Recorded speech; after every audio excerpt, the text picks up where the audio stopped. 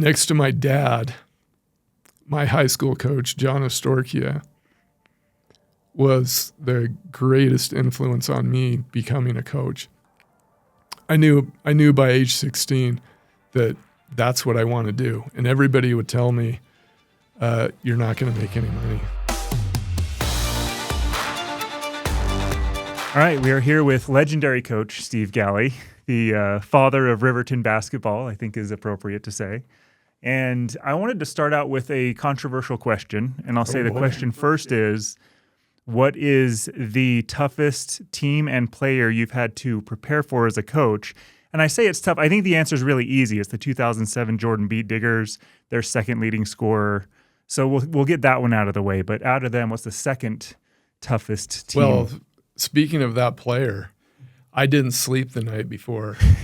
I'm sure. I did not sleep the night before. Oh boy, what a question. Because there were so many good. You had a lot of, in the course of your career. It seems like we were always in a tough region. Mm-hmm.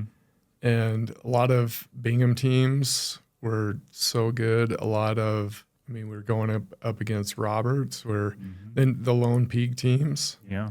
The, American Fork teams. Yeah. You're going to make me pick one? Well, pick one that made you lose sleep. Again, besides. It made me lose sleep. Actually, they made me go to sleep. It was just better to fall asleep, and not think about it. I don't know. Probably Tyler Haas. Okay. Yeah. Cool.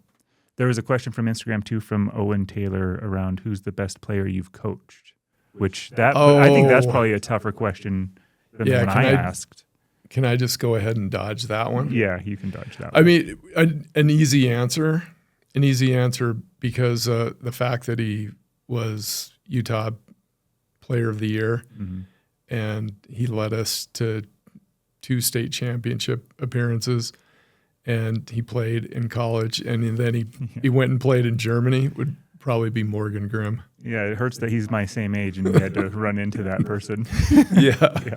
If you had the ability to transport your today self into it's your first year as the head coach of a basketball team, so you have your knowledge now, but you're back in your younger self, what would you have done differently? What are some of the growing pains that you had to go through looking back where you went, oh man, I can't believe I did that? Well, you just brought up a exciting and horrific moment. My first night game as a head coach at West Jordan High School, my oldest daughter was born that morning. And I also, along with my wife, we got food poisoning from some scrambled eggs at the hospital. Goodness. So I was throwing up in between and at halftime before the game. And my poor assistants at the time, John Bosco and Scott Briggs, they thought, boy, this guy is soft. He can't even handle. he can't handle. Like I know he's excited. His first game as a head coach, but anyway, yeah. That question I've thought a lot about, and because I've been out for 10 years, I did go back 2 years as an assistant, but this is a question I've asked myself: is okay? Why are we coached? Why do we have coaches all the way up as youth and into high school and college, et cetera? And then we become adults and we don't have coaches anymore. We know it all. I wouldn't change anything as far as like, would I call a timeout? Would I, in this game, or would I have run this offense, or would I have kept this player, cut this player? I don't have any regrets about that because I did the best I could, and my effort was always there. But I would hire a coach. I know this sounds crazy, but I would hire somebody like me or somebody that does what I do, because I know it's changed my life in the last few years. It would have absolutely, even if I knew what I knew now, then, it's like there's so much more to be learned when you have somebody from an outside perspective. And I had mentors. I had friends, colleagues, supporters. I read all the books. I was watching all the videos. I was a clinic freak. I went to every clinic I could go to. I would have had a personal one-on-one coach. That would have changed things. Another thing I would have done for sure that I would do if I was starting over is I would absolutely bring in an outside voice or voices to help with mental performance. 100%. For you or for players or both? For both. Yeah. For the coaching staff and for the players. It's probably a hard sell for the coaching staff because I don't need this. Yeah. I think we all need it. The third thing I would do is I would dramatically simplify. And I don't regret it because it's just the way I did things, and I did the best I could. I would simplify everything in our system. Is that communication to kids? Is that plays? That's everything, top to bottom. I tended to think, wow, these 3 flavors of ice cream are really good, but these 7 other ones they're also really good. Yeah. Let's have all 10 instead of what are the 2 or 3 things that we really, really need to focus on that's going to move the needle. Yeah. Yeah, that's interesting. And there's a lot that goes into that and that changed not only over your coaching career in the terms of how you're able to coach players, the influences that's coming into players and coaches and parents, but also since you've retired from coaching. So can you maybe go through a little bit of that as how has coaching changed through your career and up to today's? Well, if we even go further back, my senior year, my high school coach had a beta. Do you remember beta video? No. It was wow, I'm getting old. There was a format.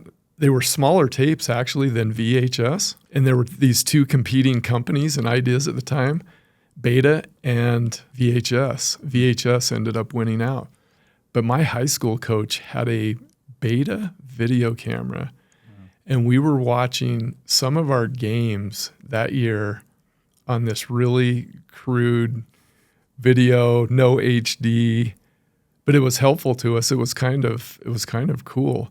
Yeah. But I remember watching game film on video, and then near the end of my career, we have Huddle.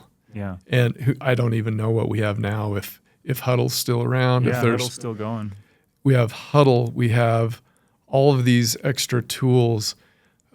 We interviewed a guy on our podcast a few weeks ago that has an app that makes the recruiting process so simple for kids to upload. Emails are all ready to go. You add in, I often think now about AI. It's like maybe I could get more than 5 hours of sleep as a coach, as a high school coach. Maybe I could use AI. And I would imagine coaches are using it. In fact, I think they're crazy if they're not using it to simplify processes. But it's changed so much in that like when you were playing, I mean, the smartphone was what? Wasn't around. 08 or 09 or 10? Yeah, I mean, I went out of the country for a while, and when I came back, they started to get where you could browse the internet. So that would have been like 2010 is when I came back. It might have been there a little bit before that. Yeah, and I mean, now I could look up, hey, second leading scorer, Erik Soderberg. What are his tendencies? What's his favorite move? Yeah, and kids are posting, and I tend to think posting too much. That's super interesting in the sense of, again, that's you brought up that you would hire a coach and also kind of on the mental performance side of things. And you talked about all of the clinics that you would go to and the books that you would read. Was there any sense of that when you were early on in coaching? Did you ever feel a little bit of an imposter syndrome or a little bit of like, oh man, am I gonna perform, or am I gonna win, or am I good enough to do this? For sure. I think everybody does. I think if they say they don't, they're probably not being 100% honest. But yeah, especially when you're in a competitive sport where you are going to, there's a scoreboard, there's a report card, and it's printed. I was going to say printed in the paper. Once upon a time, it was printed in the paper, but sure. Yeah, I think that's one reason why I always worked really hard was I want to make sure when at the end of the day I can say I gave it everything. I didn't come up short because of attitude or effort. And that's something that I think most coaches try to instill in their players is those are two things that we have the most control over is attitude and effort. But I just had an insatiable desire to learn too. I was taking notes at clinics on defenses and things that there's no way in the world I would ever use or wasn't that interested in. But learning about it, I think, helped me to be a better coach. In your experience as both the coach and then now what you're doing with parents and performers, I'm shifting over to the parents right now, and I have a young son that he loves sports, and his goal is he wants to play in the NBA. And so as a parent, I have to a little bit suppress the numbers around that, but try to support him in any way I can. So with the players that you had as a coach in high school, what were the more, I guess, more approachable, or what are the best ways that you saw parents interact with their kids who are high school athletes? Well, I was blessed to have so many good sport parents at the schools that I coached at. There's a common thing, and I know this is something that Nate and I emphasize. To us, it's foundational, and that is the kids' worth. They have inherent worth. They don't have to earn their worth. They don't have to achieve something and get a certain outcome and then, oh, you have value now. They already have infinite value. And so when you're working with youth and with parents, we really focus on what is your, like if I was asking you, I'd say, Erik, what is your definition of success? For my son? Or for myself? For yourself and your son, because those two need to be aligned or as closely aligned as possible for him to be freed up to perform his best. And if you look around, we gauge so much of what we are worth and our value based on the scoreboard that society puts up. And if you're talking basketball or football, there's a scoreboard. Like if you and I walked into a game right now, walked into a high school gym, and we were late for the game, what is the first thing we're going to look up at the scoreboard, right? It's like, and we're going to make a judgment based on what we see on the scoreboard. And the home team 12, the visiting team 2, and you're like, immediately I start thinking, well, wow, visiting team were they not prepared? Were they, what's going on? And then at the end of the game, we have winner and we have loser. And if that's where we're attaching our definition of success, it just leads to a lot of disappointment, a lot of stress for the kids. Yeah. So we start with defining what is success. I noticed when I asked you, you were like for my son, or for me. Because we find that parents aren't often doing this. Yeah. And if they do, they often project it onto their child. And that could be really dangerous. And what's so interesting, too, is you say you walk into the gym and we're looking at the team scoreboard. But I know that personally and with teammates and kids that I coach now and my own son, it's not just did the team win or lose, it's down to them granularly of did I go 10 for 10 or did I go 5 for 10? And if I went 5 for 10, then I had a bad game. And it's like, well, the best shooter in the world doesn't go 5 for 10. So, right. And how many points, I think so much is tied to points too, which I think is unfortunate in these athletics, your individual performance and success isn't that you scored 20 points a game. Right. Well, you get into player rankings. Yeah.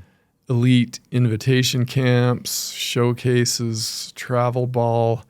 We, as parents and as adults, we're kind of feeding them, these kids, into this. And they need to have success of this defined not on outcomes. And certainly if you're going to play a competitive sport, yes, you should try to win. I mean, that's the nature of the game. You should try to do your best and try to win. But I know I know my buddy Nate, he constantly talks about this idea of pure competition, which is kind of a fascinating idea because like basketball, we're thinking, adversarial, home, visitors, winner, loser.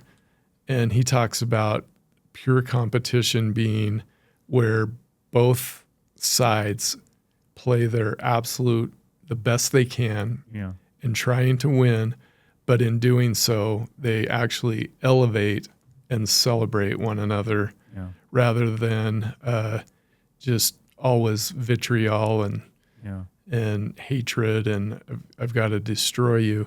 I think that also can be applied to the individual. So, and I would also say the kid that's going 5 for 10, shooting 50%, which is higher than Michael Jordan's career average. Maybe you should think about baseball because if he goes 5 for 10, he's a first ballot Hall of Famer. Yeah. That's so interesting as you talk through that. I had a former business partner who asked, and he would ask in interviews, do you hate losing more or do you love winning more? And I always frustrated him because my answer was, I don't think of it that way. It's how did I do my best? And because there have been games where we've won and I didn't do my best, not necessarily play up to my potential, but I didn't feel like I gave the effort that I probably could have or made the decisions I should have. But we won the game and I'd still feel a little bit down. So I think that mindset, I don't know if it's exactly what you're talking about, but to that sense of not attaching it to a scoreboard or to my points, it's more of, are we doing our best in our lives, whether that's basketball or work or whatever, our families, are we putting in the effort? Absolutely. I mean, asking a kid, how are you going to measure success at practice tomorrow? Yeah. Is it, and you can get really granular with it. Maybe it's about effort. Let's use a different example instead of effort. Let's say you want to be a better teammate. Okay, in practice, how many times do I go lift a teammate up when they've made a mistake? It could be something simple like, hey, Erik, brush it off, whatever it is. Yeah. But now you're focusing on something that you're a person that you want to be. So you start with the be, then you go to the do. But it's not attached to the win-loss thing, which actually for most people and most kids, that just adds stress. And when they have too much stress, they are not going to perform their best. And I think that is the ultimate goal, at least from a performance perspective, is can I perform my best when the moments matter? Right. And if I'm not able to put myself either in a physical or mental state to do that, then that's where we can work on, all right, let's figure out what's missing here and make it better. And adding stress, undue stress probably isn't the best way I mean, to you do want a certain amount of stress because that's what gets us to life. But when the stress meter is going through the roof, that's not good. And it's not good for parents either. Let's go to that a little bit. So as a coach of a team, how did you approach the idea of if you did observe some behaviors from parents that maybe were hurting the child or the team or whatever else, how do you approach that conversation with the parent? Well, I had some great examples. One was a mentor that I had when I started coaching at Olympus High School and in 1990. And our head coach was a new head coach. He had been the assistant. His name was John Bowman. And he was my mentor when I first became, high school coach. And so I was his assistant. I was our JV coach. And we went to a parent meeting and I thought, I've never had to worry about this. And I watched some of the things that he did. And then later I adopted some things from a guy named Bruce Brown, who is, if you look him up, he might still be doing workshops and seminars for coaches, but he would really work on how to communicate with parents. I really just stole some of their ideas. And I've since now seen people take it even further, like my buddy and someone Chad Sims. Yeah.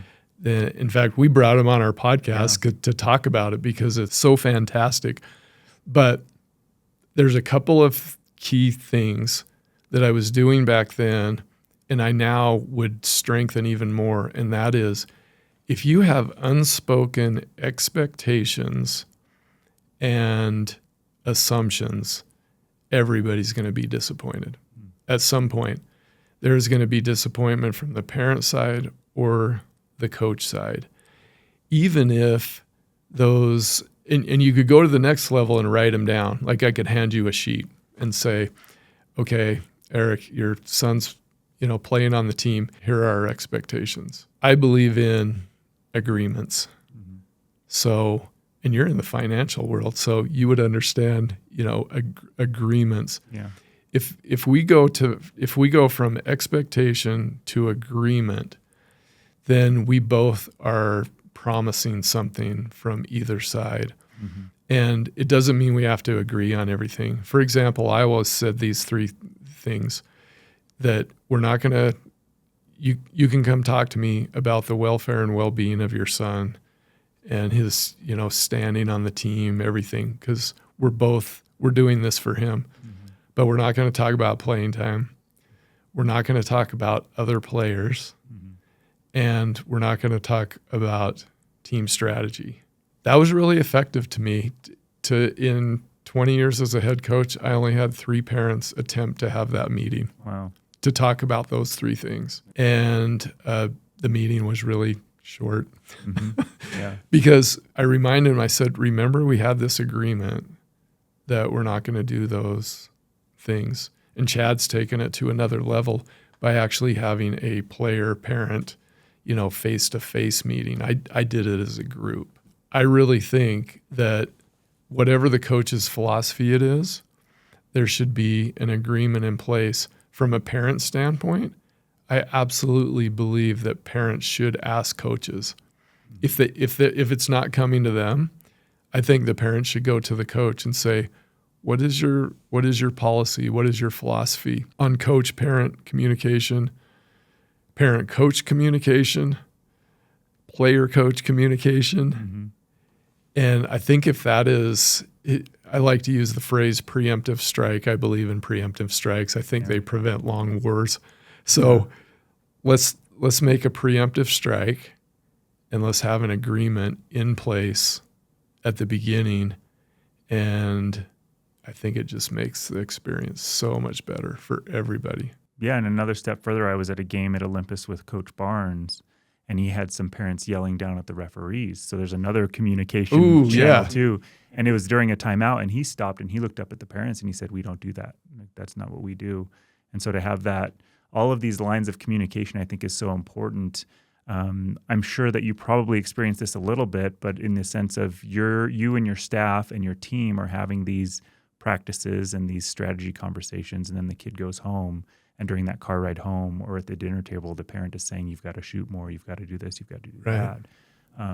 Did that come up, or is that part of those 3 conversations you may have had over your career? This is why I think Chad has taken it to a whole other level, because I would explain the roles clearly. We had postseason meetings. And then we would have a spring meeting going into spring and summer ball. And then we would have a meeting right after the season started. I'm talking one-on-ones with players. And then periodic meetings during the season. I always felt like we tried to be so crystal clear on roles. For example, first priority is you are a screener and a rebounder. I'm not saying that to you, Erik. I want you to shoot the ball. Somebody should have told me that. But we would like you to do this. We know you're talented at this. We want you to do this. Yeah. And then in basketball, you really start talking about, some different positions and things. I thought that was really clear. Mm-hmm. I would say this is where Chad is its next level. And that is, he has the parents in that meeting now, which I applaud him, because that is a lot of time. I'm telling you, high school teachers and coaches, they really don't. It would be easier to just not do this. Yeah. And for me to just tell the player and say, I would tell the players, I said, I think it's important that your parents understand this, so that when they're watching in the stands and we're looking at the big picture, the team, and they're looking at you, they may not fully understand your role. It may be frustrating to them. If you can explain that to them, it would be really helpful. Well, looking back, okay, is a 16-year-old boy that is that's wants to shoot more. Yeah. There's probably a reason why he shouldn't shoot more, but wants to. Is he going to go home and tell his dad, well, my role is to be a defender. Yeah. I'm going to be put on the number 1 or number 2 wing on their team. I'm supposed to set screens for Erik. Like nobody wants that role. Right. So having the parents in there, and they may not like it. Oh, and I'll tell you what, this could be really uncomfortable for coaches too, to say this, but I'll bring my buddy Nate in here. He always says all progress starts with the truth. Yeah. And that's really what Chad is doing with his parent policy is it's like we're laying the truth out on the table. We're elevating this from expectation to agreement. And you may not like it. Player may not like it, but we feel like this is the best way for us to succeed as a team.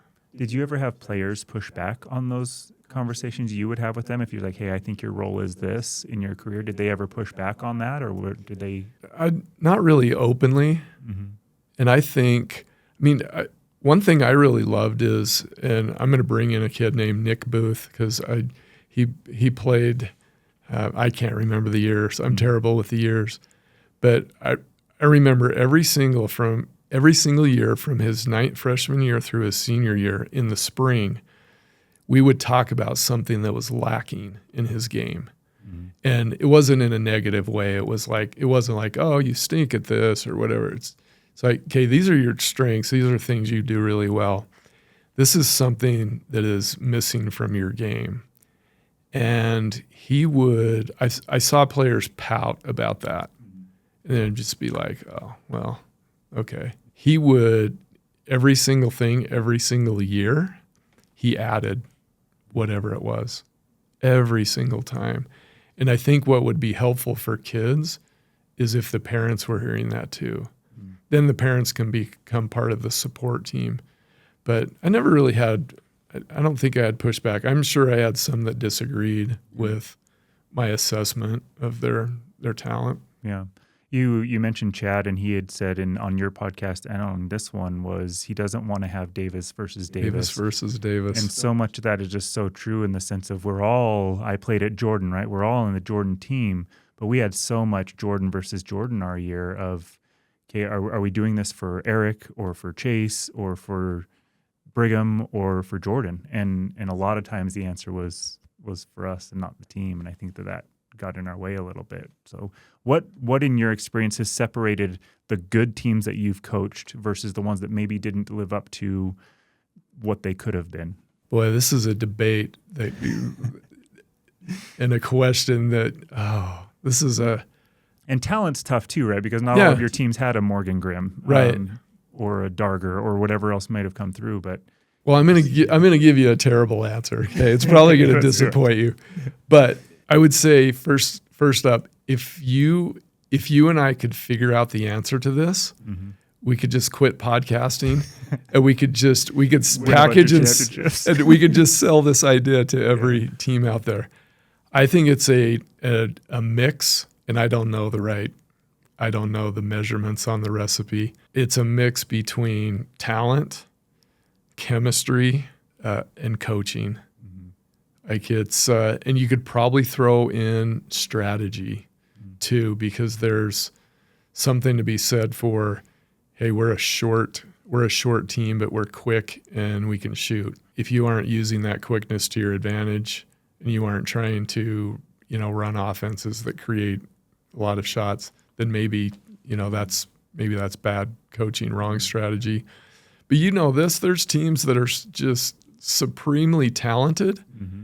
and it becomes a Jordan versus Jordan, Davis versus Davis, and they fizzle. Yeah. And then you will have that team that is not as talented. For example, the team that I can't remember the years exactly. Morgan's junior year, mm-hmm. when we played Bingham in the state championship, that team was, on paper, was really talented. We had a senior class it was the best top to bottom senior class that we had at Riverton. Like we were supposed to win a lot of games, and we did win a lot of games. The next year, we replace everybody but Morgan. And we replace it with guys who were always playing behind that senior class in front of them. And nobody expected us to, on paper, it was like, well, you're bringing this JV team that was pretty good, but they don't have varsity experience, right? And they go back to the state championship. And so which team was better? Which team got the most out of them? You can do all these comparisons, but I don't know the right mix. But there is and that's I think that's what makes it fun for coaches and players, especially coaches. You have your team this year. This is the group of girls. This is the group of boys.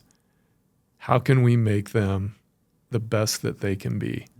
And how do we put these puzzle pieces? Like Chad won the state championship last year. I can guarantee you this next year's team, it's a different set of puzzle pieces. It's not like you just can plug in, okay, well, this same formula, let's do it again. There might be some common denominators in there, but I don't know the answer.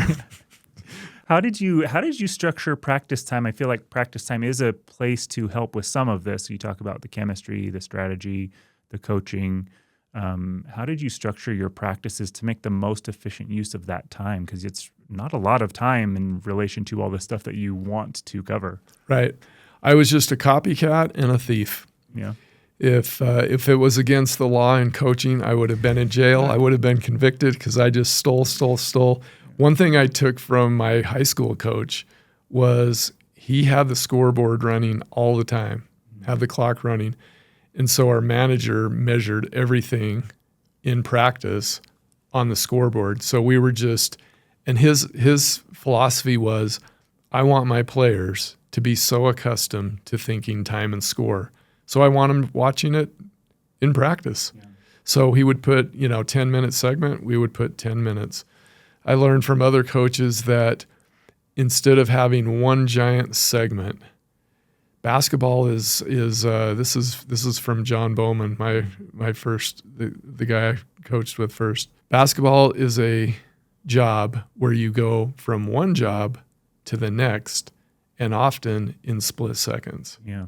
And so I would structure practice with, there would be 2-minute periods where we're working on this for 2 minutes, and then boom, we're switching quickly to a 5-minute segment of this versus the easier practice plan is, okay, we're going to scrimmage for 30 minutes. We're going to go shoot free throws for 15 minutes.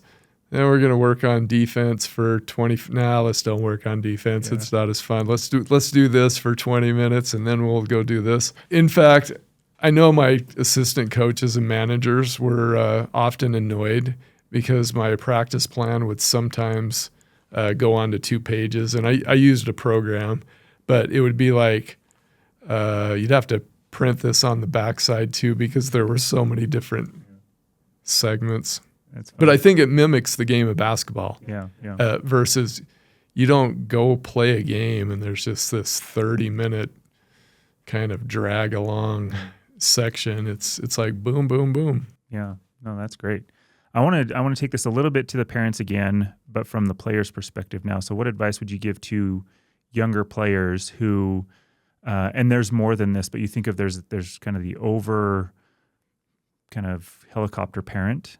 You have the parent who doesn't care at all and isn't really there. And then you also have kids who may not have parents. And so like kind of advice to the players that are coming up with all of the pressures that we've talked about. How can players internalize not only their worth, but deal with the other aspects off the court in a more efficient and effective way? And this is something that I would do. Nate is phenomenal at this. We believe that every player needs a support team outside of the staff because we're just with them for a few hours, right? Mm-hmm. And then they go home to whatever it is. Mm-hmm. And I know I've been at schools where the family support is, for the most part, is just terrific. Mm-hmm. A lot of good families, but I did have some players that I was surprised to find out later that They were kind of on their own. Mm-hmm. I think coaches can help those players by, from a player standpoint, that's really tough because they're immature, they're young. Coaches need to ask their players, who is your biggest supporter? Mm-hmm. And if you have some trust and rapport built up, they will tell you. Mm-hmm. And you can find out, is it mom? Is it dad? Is it both of them? Is it neither? Mm-hmm. Is it an uncle? Is it a friend? Is it me? Yeah. Am I the one? And for those that don't have a support staff, I don't know if kids are going to go out and do this on their own. They're just, they don't understand it. But we as adults and as parents and as coaches, we should be fighting for them to have somebody on this support team, whether it's siblings, whether it's friends, whether it's a teacher in the school, somebody that can help them, whether it's another coach from another sport that they're playing. Mm. But they need a support staff. How do you the name of your podcast is Stop Parenting, Start Coaching. How do you as a coach balance that relationship of being the coach and you have to kind of give direct and sometimes hard feedback with still being that friend and being that kind of cheerleader for them as well in life in general? Right. I think it goes back to all progress starts with the truth. If they know that your intention is to help them, first and foremost, to be a better person, secondly, to be a better basketball player, I think you have a chance to lay a foundation there and create a relationship where they're going to trust you. And if you are always, if it's always criticism or if it's always praise, if Nate were here, he would talk about the danger of just always praising or generic praise even. Yeah. Like if I just tell you all the time, good job. Mm-hmm. Good job, Erik. Hey, good job. Hey, good job. You start wondering like what am I doing a good job? Yeah. And is it just, but if I say, Erik, I love the way you got on the ground. You got on the floor 3 different times tonight. I was looking at the film. You got on the floor 3 different times for loose balls. Now you have some real feedback. Yeah. Like, oh, okay. That's very, very helpful. Yeah. I just think an open line of communication and telling them the truth all the time. I think one of the best compliments I ever got from a mom, she came up to me and she said, Coach Galley, I've got to tell you something. And I was like, oh boy. I thought, am I going to have to bring out the 3 rules? Like, hey, we don't talk about playtime. We don't talk. And she said, I like the way you say what you mean and you mean what you say. And I think that's the best way to deal with the kids that you're coaching is say what you mean what you say, and they're going to start trusting you. And then they're going to be able to take some harsher criticism at time or correction. But then are you asking them the right questions? That's another thing. Can I add a 4th thing that I would do? Yeah. I would ask so many more questions of my players. I would become more of a coach than a consultant. I would try to be more patient instead of just directing and telling. Mm-hmm. And certainly there's a place for that where it's just you give direction. But I would ask more questions to get them thinking. Mm-hmm. And I'd be more curious about what they're thinking. And I've tried this a little bit. I haven't listened to all 108 episodes. I have been binge listening as much as I could coming up to this. Thank you. You've doubled our listenership from 1 to 2. Thank you. But in asking, again, my son's 10, so it's a little bit weird, but asking him questions, sometimes either he doesn't know how to answer or he's shy or he doesn't want to answer those. And especially I know on one you talked about open-ended questions that still get answered with a yes or a no. Yes. And so kind of how do we pull that out of them a little bit? And it might not be in that car ride or in that specific moment.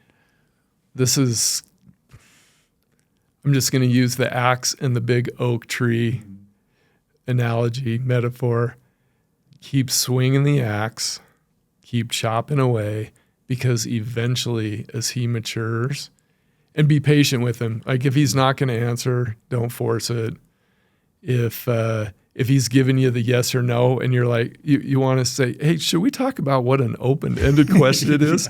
Because I clearly asked you an open-ended question and you gave me a yes or a no. I don't know. I don't know. Yeah. Well, I've got one for that. And there's a Riverton player that I worked with the last few years that is an incredible athlete, and he'll be playing football at BYU here in a couple of years. When we first started working together, his pat answer was, I don't know. And I'm just rolling my eyes. I'm like, and I get it. I've been a teacher for 32 years, so I've had the I don't know question so many times. But I learned this from a master coach who said, when they say I don't know, pause, give them 3 or 4 seconds, and then ask them this. If you did know, what would you say? And then shut up. And I know over time, and I was working with him from age 14 to 18, he would start saying, I don't know. And then he'd say, wait. And I would get ready, and he'd say, don't ask it. Don't ask it. Or I would say it, and he would laugh and chuckle a little bit. And he knew that, okay, I'm not going to let him off the hook, but I'm also not going to put extreme pressure on him. Yeah. I'm going to pause and let him really think about it.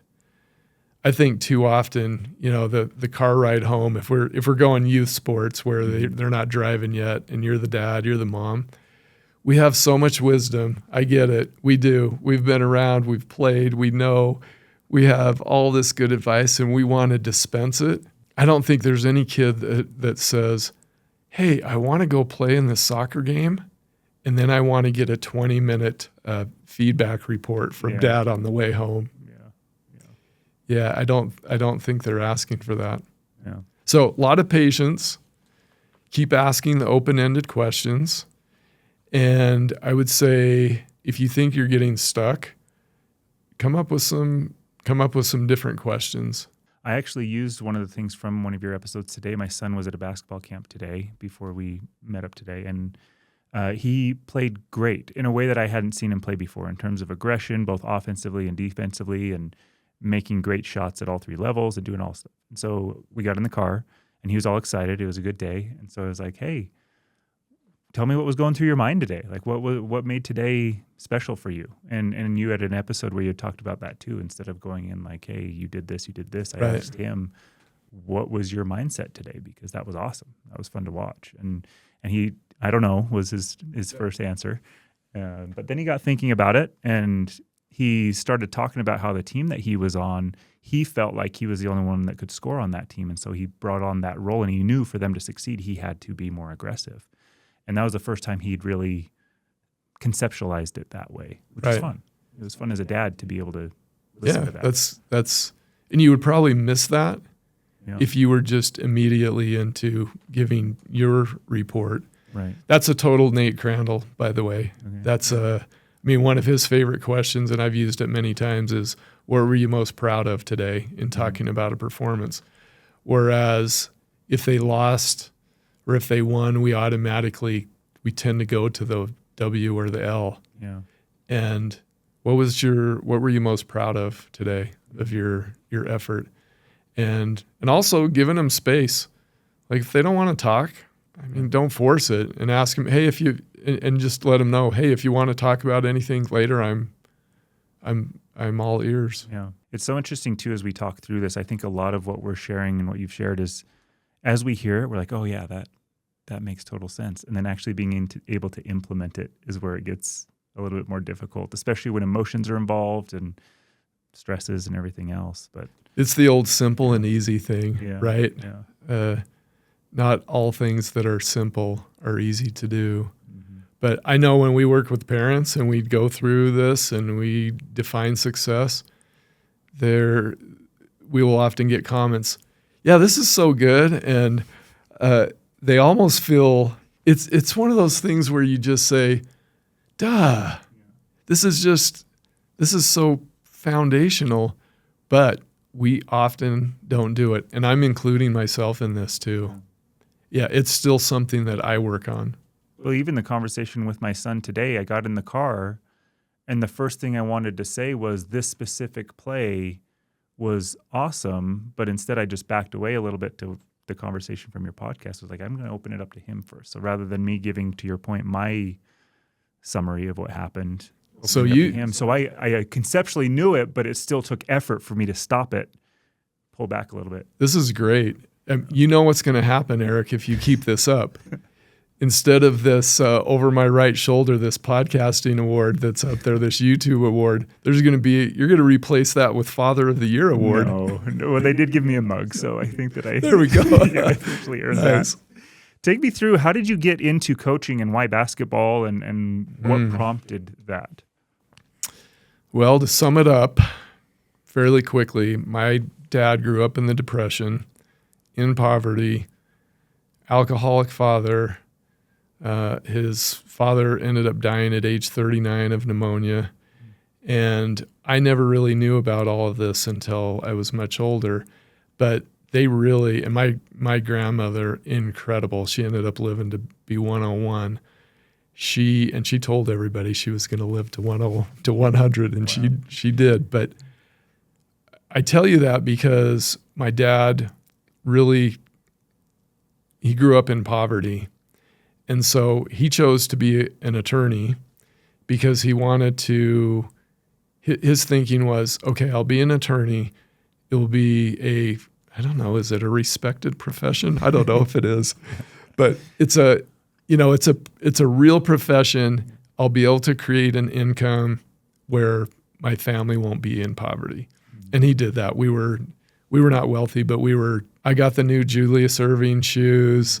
We had everything that we needed. But I learned later, and he was good at faking it, but I learned later he was not fulfilled. It was not a fulfilling career. And so I early on started thinking, and when I say early, I'm talking like 14, 15. Okay, I want to know, I'm a planner, so I want to know what I'm going to do. And I'm going to choose something that brings me joy and happiness. So I was either 14 or 15, and our Parks and Rec was looking for teen volunteer coaches for flag football for like third graders, second graders, or whatever. And I signed up, and I can visualize this being on the field. I was like, this is incredible. This is so much fun.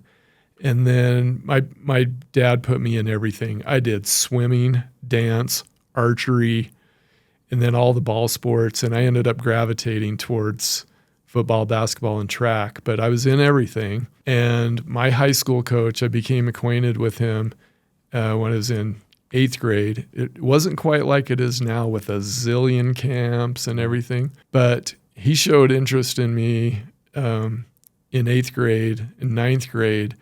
And of course, I went to all the games with my dad. I wanted to play on that court. I wanted to wear that uniform. And I admired that coach. And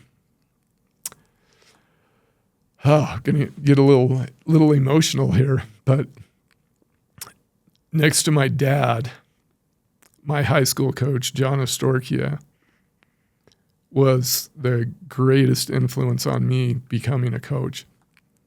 I knew by age 16 that that's what I want to do. And everybody would tell me, you're not going to make any money. It's a difficult life. I knew about the school district bureaucracy before I lived the school district bureaucracy. And yet I just never hesitated. And he tried to talk me out of it, and he knew I was going to do it. Mm-hmm. But he mentored me and led me along even while I was playing for him in high school. He was phenomenal. And then I had lots of good other colleagues and mentors. But it was my dad who just absolutely 100% always believed in me. And I never doubted that. and supported me. I mean, you want to hear something crazy? This is crazy, and it is 100% the truth. My dad, and granted, he had his own practice, so he had flexibility, right? But we lived in Twin Falls, Idaho, and in high school, games were either in Boise or Idaho Falls. So we're talking 2-hour and 3-hour one-way trips, okay? And then I played 2 years of small college football in Montana, and we're playing in godforsaken places like Minot, North Dakota, and Mesa, Colorado, and all these places. My dad never missed one single sporting event that I participated in through all that time. Wow. And so talking about support staff, like I had a support staff in him, and my mom was often there too. But my dad and my high school coach, I couldn't ask for two better. Yeah. What an amazing story. That was great. Thanks for sharing that. What advice would you give to people who are thinking about coaching, and what are the realities of that with the stresses, the time commitments on both you, your family? What should they know going into this? I should say scrap the idea and become a YouTuber. Yeah. Become a YouTuber. Even become a lawyer. I don't know. If that's what they really want to do, then I would tell them this, because I did not do this in a healthy manner. In fact, I figure I went about 20 years with under 5 hours of sleep average, and I paid the price, and I'm still paying the price for it. It was not good for my body. This is probably a whole other topic. In fact, I would invite you to invite an old beat digger himself, Coach Rob Gertzen. Yeah. I would have him come talk about this topic because he is passionate about this. I think high school coaches are basically set up to fail. I do not think they are put in the best position to succeed. And so for a young coach, you had better have a great support staff. Your wife needs to be on board. Thankful for me, my wife, Stephanie, was 100% always supportive of me. And that was great. That's not always the case, Erik. And that makes it really hard. I would talk to as many coaches as you could to get a realistic flavor of what is this really like. And I would just learn from the best. This is why I love Chad so much. And it's not like I'm way older than him. And I mentioned this on our podcast with him. When he was at Weber and I was at West Jordan and I was a few years ahead of him, he was one of the first coaches that came to me and said, "Hey, what do you think about this? What do you do with this? How do I do this?" I'm like, this is kind of odd. Does this mean I'm getting a few years into the profession? Because somebody's like asking me. I remember asking him, "How do you get your guys to play so hard on defense?" And I'm like, "Well, it's simple. We'll lose by 30 every night if we don't play defense." Yeah. But I would talk to as many coaches as possible, because you're going to get paid a couple of $1,000. I remember being really thrilled in 2014 because you don't even really look at that money, right? It's just, it's whatever. But I remember I went over the $3,000 mark as a 6A high school head coach. Wow. And thinking, wow, okay, do we just book the trip to Bali right now? Like, so there is some real, but then on the other side of it is like the reason I did it is I can't put a price tag. There's no bank account total that it can equal the memories, relationships. Like when a former player, like I'm going to lunch with a former player in a couple of weeks. It's going to be just an absolutely wonderful experience to tell tall tales and you see what they're doing, the impact you get to have on them. So if it's what you really want to do, this is what I would say, Erik. Hey, like run a retirement planning business, Okay. Okay. Have a successful YouTube Okay. broadcast, and then coach for fun on the side.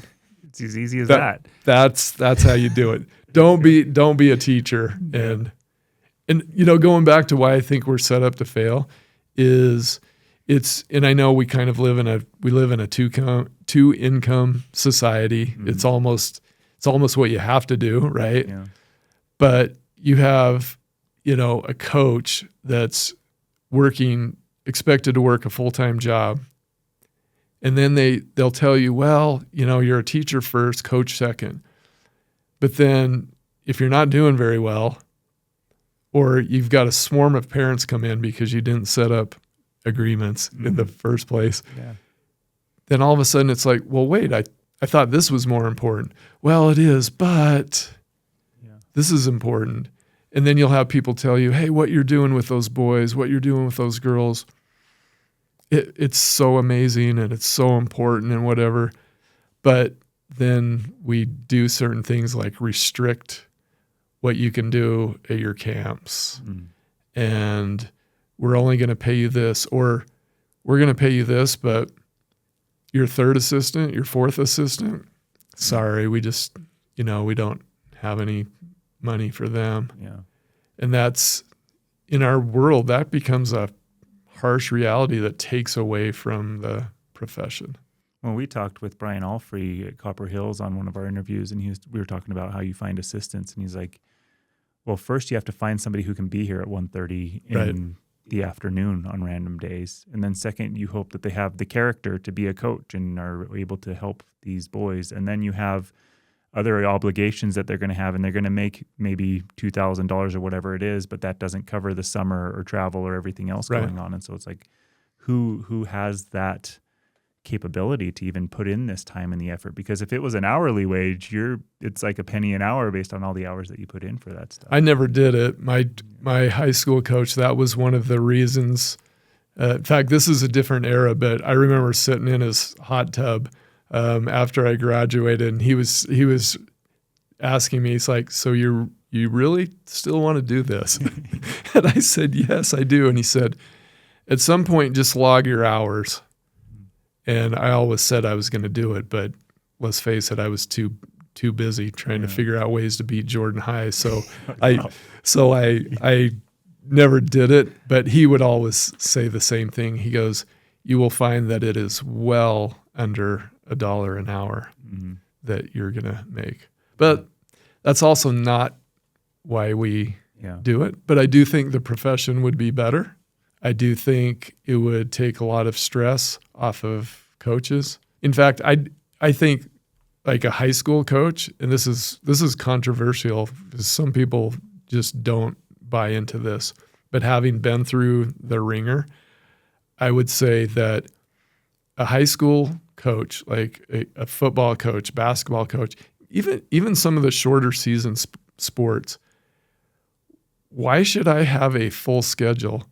As a teacher? Yeah. Yeah. Why should I do that and then still do practice, still go hop in the driver's ed car because I want to make a little extra money so I can stay in coaching, and then I got to go home and I'm supposed to be dad.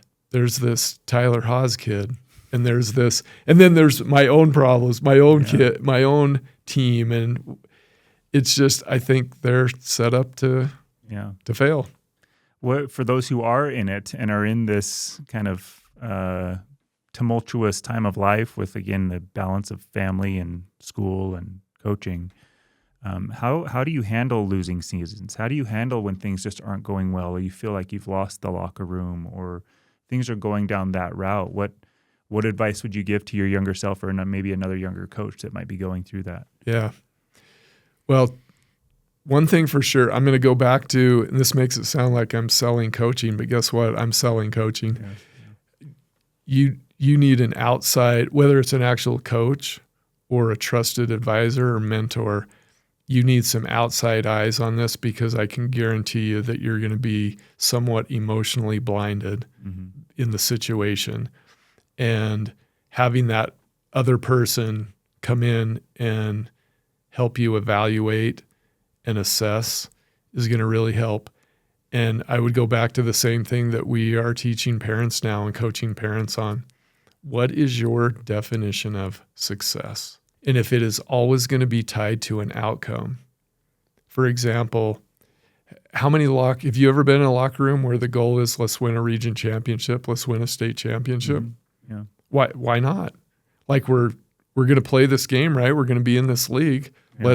That's our goal. I don't think there's anything wrong with the goal, but is that your definition of success? Mm-hmm. If it is, there's a whole bunch of people that are not successful, right? Getting really clear on what your definition of success is.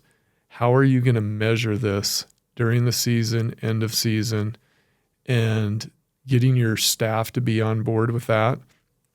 It's going to make it so much more enjoyable, because I remember teams where, in fact, there's a couple of teams where we are one game over 500.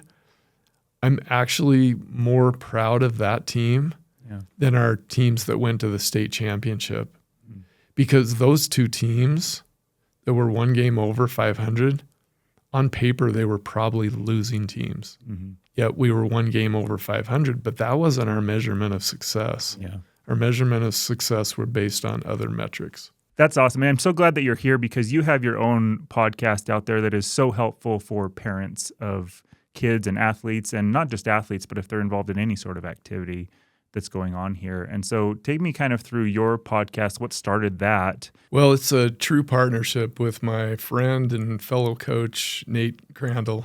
And he's one of my old assistants from way back. And we kept our friendship and relationship, and him and a couple of other buddies that we would go to the Mountain West tournament and Pac-12 tournament down in Vegas every year, and had a long streak going. And during COVID, we actually flew down there in the morning and then flew back in the evening because we were there on the Rudy Gobert day. And yeah, we got out of there before we had to hitchhike home. Our wives told us we shouldn't have gone, and they were right. We shouldn't have gone, but we did. Yeah. But after I retired from teaching and coaching, Nate was instrumental in getting me into certified high-performance coaching. And just as we spent time together and we're learning together and working together, we thought about doing something, creating something that was us. Yeah. And we thought about the three groups of people that we could help. Okay, other coaches. We that didn't last very long, because those guys are they're beyond help, right? They're just they're too egotistical and and then players, which we do really like that, but we kept coming back to the parents and saying, who do coaches always talk about? They could use some help. You could use some direction. It always came back to parents. So we looked around and thought, is there anybody from an athletic angle, from a sports psychology angle, from a coaching angle, that is really trying to create something for parents of high school athletes and performers? And to be honest, we couldn't find it. So we just started playing around with ideas. We both are very busy. He is still teaching full-time. And so it wasn't like we were going to drop everything and just create this company. But we started playing around with ideas, and we finally landed on, let's just do a podcast, because everybody and his brother is doing a podcast, right? Yeah. But we thought this is going to be a simple way. It shows some commitment on our part, but it's going to be a simple way for us to shape our message and see if it's something that we want to continue. So we just started really small, audio only. We were not sitting in a fancy studio like I'm sitting in now. And we just started talking. And Nate is the nerd. I am the jock. We have different skill sets. We have different experiences, but we kind of have the same mission, and that is we want to help thousands of parents of high school athletes and performers and those athletes and performers. So the podcast was just a way for us to talk. I'm a researcher, so I looked at all the dire stats and and realize that we may not even make it to 5 episodes. We may not even get 10 people that listen to this. We might get bored with this or just plain hate it. Yeah. And here we are 2 years later. We just did episode 108. We've published every week. And so now we've taken it further than just the podcast, and we provide coaching and content for That's parents. amazing.